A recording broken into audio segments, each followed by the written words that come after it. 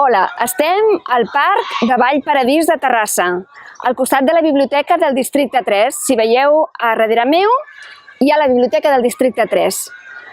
Avui us recomano una novel·la negra d'un autor italià que es diu Sandrone Dazieri. Sandrone Dazieri va néixer a Cremona l'any 1964.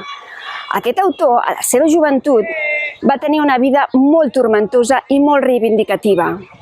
Va arribar a viure al carrer, va tenir problemes amb la justícia.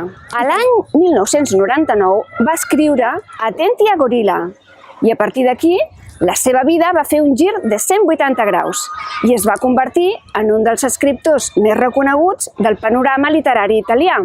El llibre que us presento avui es titula No estàs solo.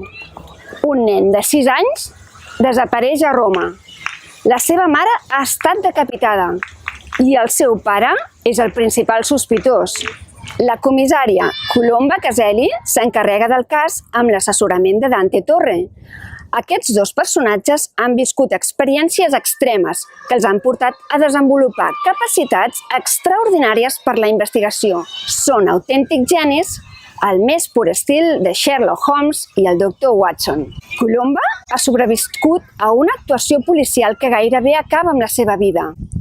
Dante va ser segrestat i aïllat del món durant 11 anys de la seva infància. L'estabilitat emocional de tots dos protagonistes penja d'un fil, però la intuïció no els ha fallat mai.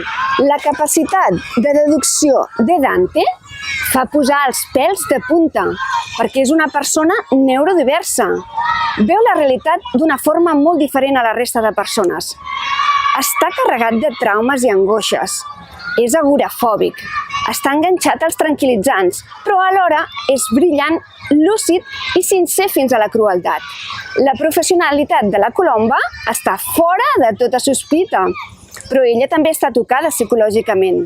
Després de llegir a Dazieri, potser podràs veure la vida sota el prisma neurodivers de la seva escriptura visceral, perquè si t'agraden els thrillers psicològics i la novel·la negra, aquesta novel·la t'apassionarà.